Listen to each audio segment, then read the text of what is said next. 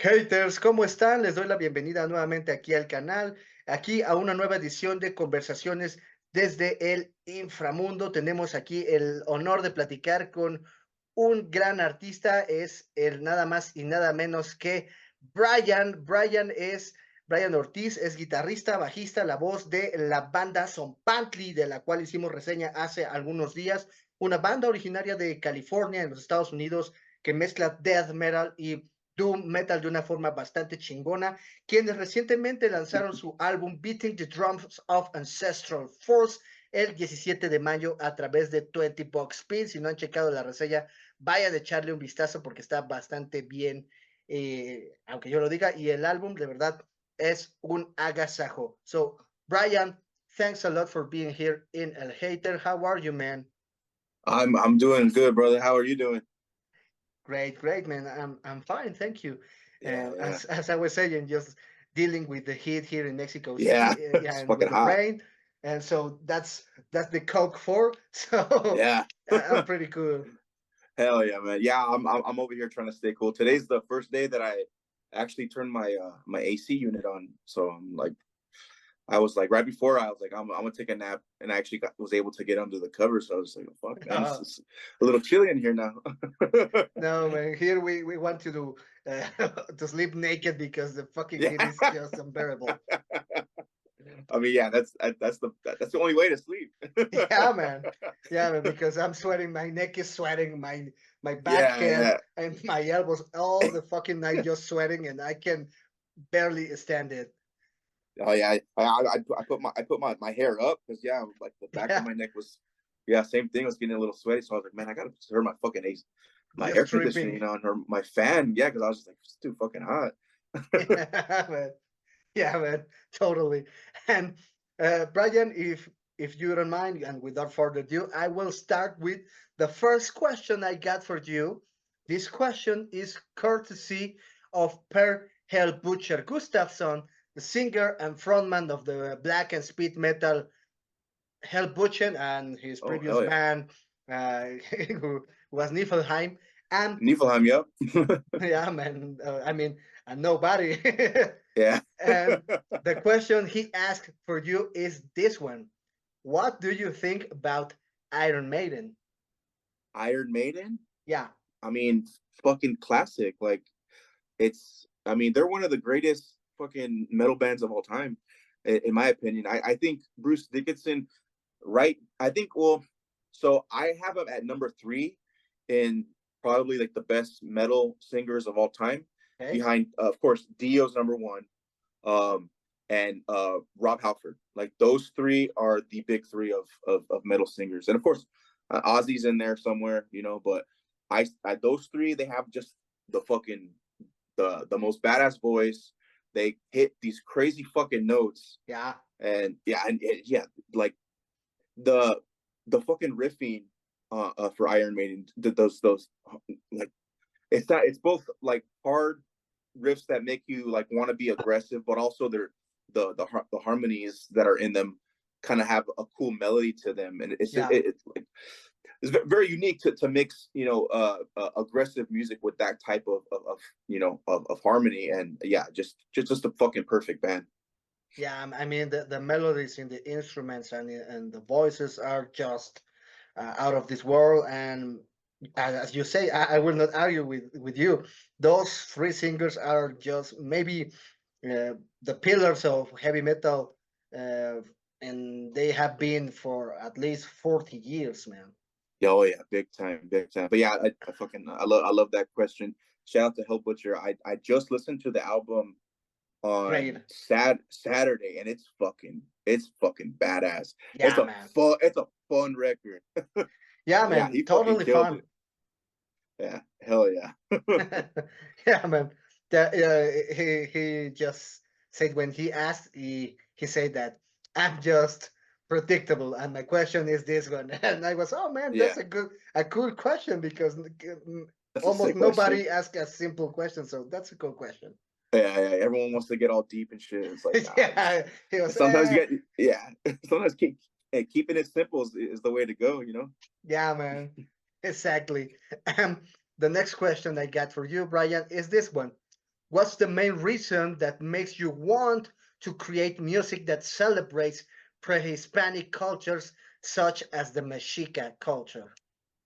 Yeah, of course. That's a great question. So, um, I'll start off by saying my usual go-to answer is I always wanted to start uh, a band like Nile. You know how Nile does a lot of the Egyptian, The Middle Eastern Egyptian kind of shit and themes. yeah. Well, I wanted to start a band like that, but have all the lyrics and like the visuals be like like Mexican indigenous folklore. And I I've always wanted to start a band like that, and I finally just was like, you know what, I'm gonna start a band. And I had been like I've been reading and researching, about different indigenous cultures, as well as where my family's from in Nochislan. So like I had been doing that stuff for years, and finally I had some like leftover riffs from my last band. We had put out an album, and I had a bunch of leftover like doom riffs that I felt were kind of too doom. So I was like, I'm gonna do something with these. And then I was just like, oh, what? I always wanted to start a fucking Nile kind of band. Of course, not in the sound. We don't sound anything like Yeah, Nile, no. But the but like concept. the concept is there, and I just wanted to start something like that. And then of course, like just from like just being proud of where my family kind of comes um, from Mexico. I always just kind of wanted to kind of pay homage, to The where my roots. family's from, and to my roots.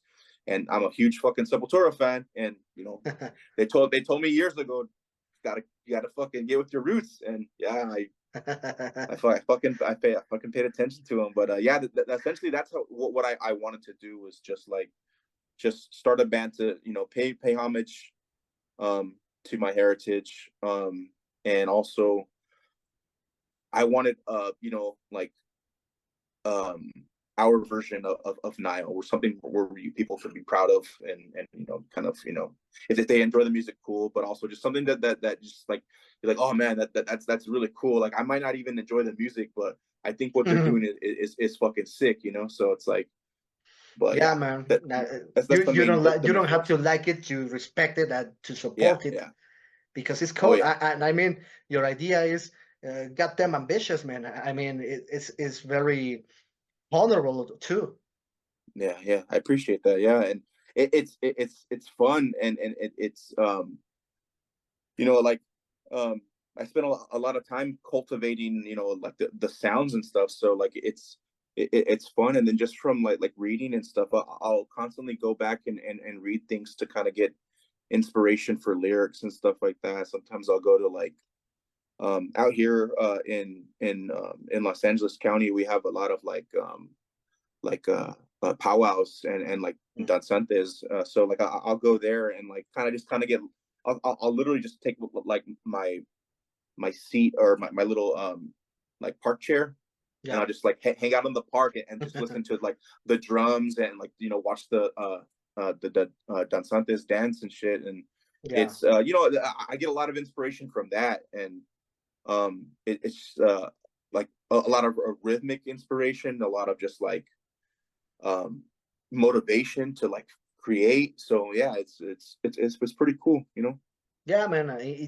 The sound, the lyrics all came from somewhere. It's not just Yeah, inventing shit in the air and just yeah. pretending. I mean, you have studied, you know the shit you're talking about, and that's very respectable. And Yeah, I surely appreciate that kind of thought into the lyrics, and I'm pretty sure many people do the same. yeah. I know it's not the fucking most metal thing to say, but it comes from a lot of love that I have for Man, we have the to roots, normalize man. the And so word love in the yeah, metal scene. I mean, yeah, it's just a word, and we are talking about a feeling. It's love. yeah. Love is It's love. just I fucking mean, love, man. you can love to beat the shit out of a fucking wall, and it's Yeah, still love, man. And you could love to hate. I mean, you know, Yeah, man. it's all good. Two things can be true at the same That's the time, you know? thing. Yeah, man. I mean, this fucking channel is called El Hater, so, and I love El Hater. Yeah, A oh lot of yeah. people hate the hater and or love the hater. So, I mean, love is love. Exactly. Fuck yeah, brother. Yeah, man. The next question I got for you is this one. What was the hardest part of growing up in the US as a heavy metal head while being from a Latin American family, especially a Mexican one? Fuck. I mean, of course, you know, being from, you know, mostly like Mexican American, you know, Chicano as we call it out here, Yeah. background, it's you get your identity called into question, you know, like, oh, you're just, he's trying to be a white boy, he's trying to be white, and it's like, but you know, you know, of course, like you get older and you realize how fucking stupid that shit is, you know. But I would say growing up liking a lot of, you know, being like a rocker. I've been into rock since about 4th grade is when I started really dipping my toes and like listening to what my dad was listening to. Okay. And my dad, same thing. He was a rocker. He was in a rock and roll band back in the early 80s, late 70s. So he kind of laid the groundwork. And then my sisters, or my older sister in particular, she was listening to a lot of alt rock stuff, but she also listened to like a lot of hip hop. So like there was like, you know, there was a lot of music. And then my cousins, same thing. My younger cousin was listening to a lot of rock music too. And his older brothers were listening to the hip hop oldies and stuff. So I had like a lot of soul, a lot of music was coming at me. And of course, like rock was the one that kind of stuck out. And yeah, growing up in like, you know, a Mexican American neighborhood, it's, you know, I wouldn't say like bullied, but I definitely got, you know, like people talk shit, you know, yeah. People talk shit. Of course, like it wasn't serious, but you know, they're fucking breaking your balls and shit. It's like, but I just kind of like learned to fucking deal with it. I'm just like, you know, fuck you guys. I'm gonna fucking do what I want to do anyways. Like this shit's fucking sick. Like I used to think it was fucking cool when my dad would pull up to pick me up from school, and he just, you know, you hear fucking, you know, the Jethro Tull. Yeah, you hear Jethro Tull or fucking Black Sabbath bumping on the radio, and I thought that shit was cool, you know. Yeah, like, man. fucking I listen change, like wow, wow. Like I remember that shit. Yeah, I remember that shit vividly when I was a fucking kid, and I thought it was fucking cool. Of course, like my homies were fucking like, oh shit, this was listening to that white boy shit. It's like whatever, motherfucker. Like this shit's fucking sick. And then you know, you find out that there's other people from, you know, that are Mexican American or even from Mexico that are, you know, making this music that you enjoy, that's rock and roll, and you just learn that, man, that's just fucking sick. That's just kids being fucking kids, you know. But yeah, it was pretty hard. You know, I mean, not hard, but you know, it was difficult at times. But you know, me and my cousin, yeah, me and my cousin though, we wore that as a badge of honor at a certain point, and we were just, you know, we were fully like, yo, we're rockers. Like this is what we're gonna fucking, this is what we like, you know. And yeah, you know, of course, the family eventually just got used to it, you know, as you got older and older, and yeah, it became a lot easier when you start to like not give a fuck about what other people think about you, you know. Yeah, even your family first, they are like, oh, please, help me. The fucking, this is Satan shit, and then the devil music. That's devil music. Yeah, that's the devil music. And then he's just listening to whatever the fuck that is. Just leave him alone. He's in his bedroom, so that's okay. Yeah, just let him fucking be doing his exorcism shit in there. Like, yeah, let me listen to my Rage Against the Machine. Leave me alone. Like, just be downstairs by the time it's time for dinner, and we're okay. Yeah, exactly. I'm just like, fuck it, like, whatever, man. But yeah. I don't even ask of you to go to church on Sunday, so just be on time for dinner. Yeah, I mean, man, I remember fucking going to church, and there was this one dude in church, and this is when I knew it was gonna be all right, because of course, like, you know, I grew up in a Mexican American neighborhood, city, county. So Southern California is California is basically Mexico, but with Central Americans, Mexico, in English. Exactly. So like with blondes and with tans. when I went to church, we go to church every Sunday. There was this guy, and I would always see him, and he had long hair, and he'd always wear like Slayer shirts, Pantera shirts, Okay. Sepultura, and I was like, okay, like man, this mother. I was like, man, I want that shirt, and like he'd wear like Metallica shirts. I'm like, man, I want to be that. My parents were like, nah, you're not gonna wear that shit ever at church. Like, but you know, like it's not my kid. I'm not gonna fucking do. But yeah, I always thought that dude, like when I saw that motherfucker wear those shirts. And I was like, this fool's fucking Mexican as fuck. Like, of course, like, I like, if he could do it, why is it bad if I do it, you know? And then I was just like, fuck yeah, man. I'm like, that shit. I just thought that shit was so fucking cool. And I was just like, yeah, man, I don't even know who the fuck that guy is.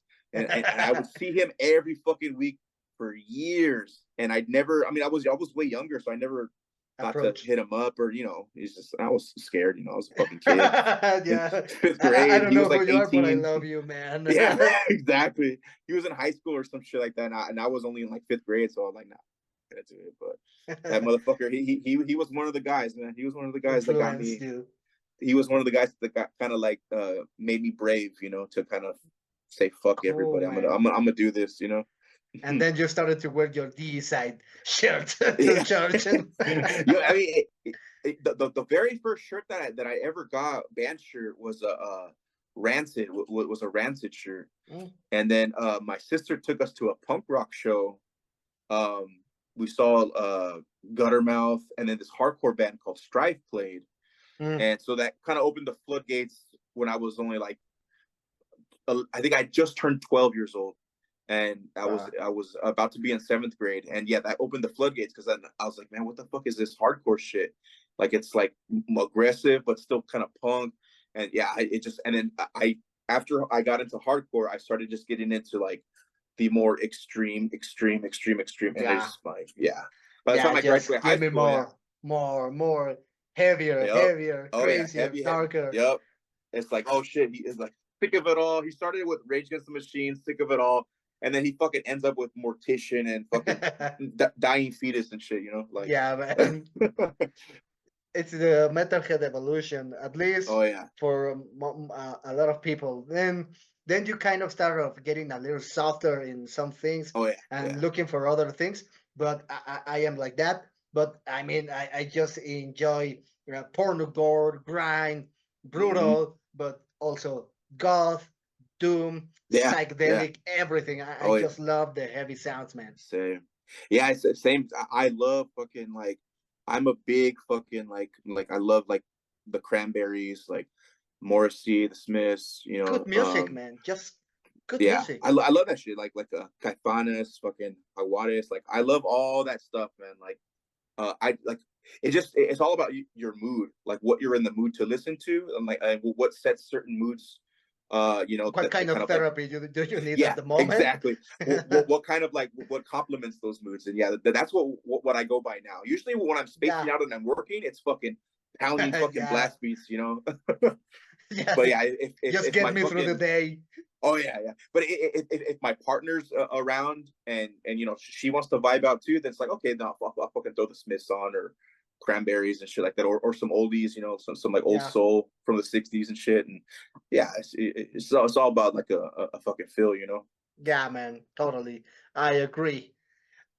Man, the next question I got for you is this one: why do you think there aren't as many successful bands that use folk elements in their music in this side of the world as in Europe?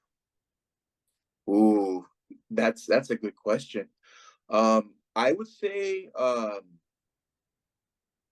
man, that's a really good question. I'm not really too sure. I would think that it's all about execution. I think some bands, I mean, don't get me wrong, there's a lot of bands that execute it very well. Luckily, like some of the bands that I listen, a lot of the bands that I listen to that incorporate like the folk stuff that are like, you know, native indigenous from America and from Mexico, like they do it pretty well. But there's some bands that just don't fucking, they just don't know what the fuck they're doing, and you can kind of tell.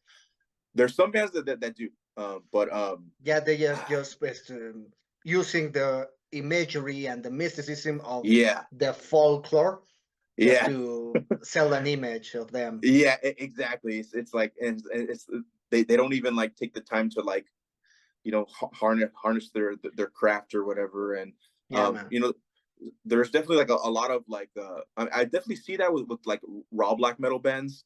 Not all of them, of course. Yeah. There are some that do a very good job at doing the folk instruments and like the folklore thing of it. And then there's some that just fucking, you know, you could tell that they literally just recorded that shit in a garage on a tape player, and then fucking you can tell that they didn't know what the fuck they were doing. They were just going with the flow, which sometimes that shit works. Yeah. But a lot of times it's fucking it's you know, it's not very good. And then they just like they fucking record it on tape. They duplicate it. They make a little sleeve and then they fucking put it out, and it's like, yeah, and you can tell and you can right tell, from man, the yeah. start. Mm-hmm. And then yeah, so I think a lot of it is just sometimes people don't know how to really, you know, use those folk instruments in like the attack of the music, to kind of like, you know, blend in and add it as another layer, Yeah. or like as a standout sometimes. But yeah, you know, it depends though, because like I said too, that there's a lot of bands that do that shit very well, and like, you know, there's a lot of underground black metal bands that do that shit very, very, you know, very good. So but yeah, that's a good question, because yeah, it's like some bands you can tell they don't know what the fuck they're doing, and then there's other bands that are like, this is Yeah. how that shit should be. Yeah, man. And I talk about that topic with Heri from the band Tyr. Yeah, I mean, they are just gods of folk in their own style. And we agreed that mostly, I think, and he also think that we, in this side of the world, we are not encouraged and we are not taught to love our roots. We are kind of just suffering from the colonization, and that shit, it doesn't spread. It's not taught in schools. We are not taught to be proud of our roots, of our heritage, of our culture. So, and in Europe, man, they grow up loving the Viking stuff and the Celtic stuff and all that stuff, and we just don't do that. That's the main reason we found. That's that's you make a really good point, and I agree with that. And I think there's a lot of people that are starting to kind of reconnect and get to that kind of like, you know, in the more like native indigenous side of their roots. And I think it's fucking beautiful. I mean, that's what I've been doing the last 10, 15, 20 years, you know. And it's been a process, but you know, it's been a slow process that's been very worth it, because I want to make sure that I do it justice. But you know, to kind of go to that, like, yeah, like we're taught like different like history, you know, it's a very whitewashed version of history that doesn't include a lot of our roots and stuff like that. And so yeah, man, the winners wrote the history. So yeah, and we don't sometimes like we go through identity crisis. We don't know who the fuck we are sometimes, and you know, that leads to a lot of that's why the problems shit, you know? In the teenage years, lack of identity, the wanting to be a white boy.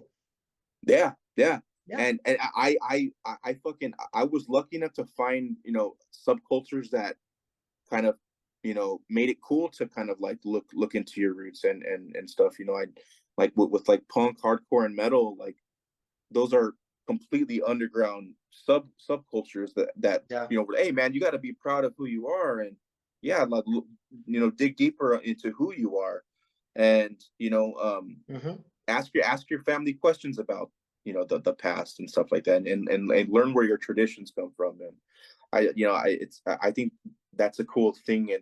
And to kind of go back to about the instrumentation too, like when it comes to the instruments, I feel like sometimes people don't know how to like slowly build and layer, you know, music. Sometimes you can start off soft and then kind of like, you know, slowly build to something like crescendo, you know, into cool things. And but yeah, man, I think the the colonization aspect of it has a lot to do with why we don't execute the folk side very well. But I'm glad that we're getting to We're that point, getting because I there mean, step by step. in black metal, I mean, there's a lot of like native indigenous bands from America and from Mexico and throughout South America that are popping up, and like they're sounding good, and their execution is great, and I think that's a part of growing and kind of digging a little bit deeper and learning those native folk instruments and using them in certain spots that need to be used. Sometimes you can fucking use it for a second and then pull it back. Yeah. Sometimes you can have it throughout the whole song, but yeah, it's pretty cool, man. Like I do love that a lot of people are getting kind of back in touch with the roots, and hopefully within 10 years, that question won't even happen. Like why we don't execute it as well as the Europeans do. But yeah, great, man. Thanks for that. The last question I got for you is a quick one. Yeah. It is, what's your favorite food? Are you team tacos or are you team burgers?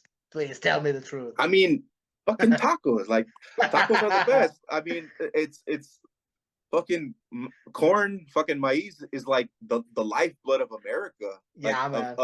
Of North and South America. It's the fucking food of the Americas. Like we're bit from corn. Yeah. Yeah, it's our lifeblood. So tacos all day. I can eat tacos every single fucking day. The same here, man. Burgers, I can eat in and out like maybe like once or twice a week.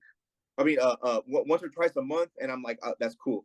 But yeah, tacos, they're just always. I mean, there's so much variety. Yeah, it's just and they're just they're so simple and savory, and and they're relatively healthy. So it's like yeah. You can put healthy things in that tortilla, and man, it's basically a salad. Yeah, exactly. It's basically salad with a little bit of meat. Exactly. So it's like yeah, man. But yeah, team tacos all fucking day. A huevo. me too. Brian, Big Brian, those are all the questions I got for you. Thanks a lot for your time to answer and being such a cool guy, so fun to talk to. And please now help me with the question for my next guest here in Conversation from the Underground. As I told you before, it can be anything you want. So fire up. I mean, you just heard the question that Per asked for you. So okay, so hopefully they're a Morbid Angel fan. Do they prefer David Vincent or Steve Tucker? And not the records, the singing style or records, either or. But which do they prefer, and why? I think there will be a fight in the next interview. Oh, yeah. I'm Team Vincent. Hopefully the next guest too. I mean, I love David Vincent, but I'm over the last 10 years, I've started to move more to Team Tucker, because I love like Gateways. Is such a heavy album, and it's got so much atmosphere that I try my best to rip off. Yeah. So I would say in the last 10 years I've shifted to Team Tucker. Yeah, man, that's a fair point, man. I mean, but I mean, maybe because Vincent is just going crazy for the last decade. Oh man, hey, I'm still bitter about that album. That album was fucking not good, man. And yeah, and David Vincent, I love David Vincent, but that motherfucker is kind of a dork, man. So man, he's getting old badly, badly. That motherfucker needs to hang it up badly. Even though his other band, Ultimas, good. Yeah, man. I like that shit. That first album's great. The second album's not as good, but still good. It's still got some bangers on it. But the first Ultimas album is great stuff. I'm like, oh fuck yeah, David Vincent as a like a black metal frontman, I think it's cool as fuck. Even though he looks like a weird cowboy, but I won't hold that against him. It's like a darky Ted Nugent. Yeah. Yep, yeah, Yeah. it looks like Ted Nugent got bit by a vampire. And, like, Yeah, man. so yeah, just fucking Definitely. he's an interview with a vampire. Fucking Lestat over here. Yeah, man, totally. Hey, Fuck yeah. Big Brian, it Hell was yeah. I had a blast of a time. Thanks a lot for Same, being brother. here, for your time, for your courtesy, all the fun I got, and I can thank you enough. Hopefully, we will talk in the near future, and Yeah, hopefully yeah, you yeah. come to Mexico again with Xibalba, and now Yes. with Tzompantli, because I'm pretty sure you will Oh rock. yeah, we will at some point. Yeah, yeah. Thanks, man. Y haters, eso es lo que tenemos en esta entrevista con Brian de la banda Tzompantli y también de Xibalba. Espero que les haya gustado. Si fue así, no olviden apoyarnos con su like y apoyar a la banda y al sello, escuchando y comprando los materiales solamente de sus fuentes oficiales. No se olviden de dar like, suscribirse, compartir y también seguirnos en la cuenta de Instagram.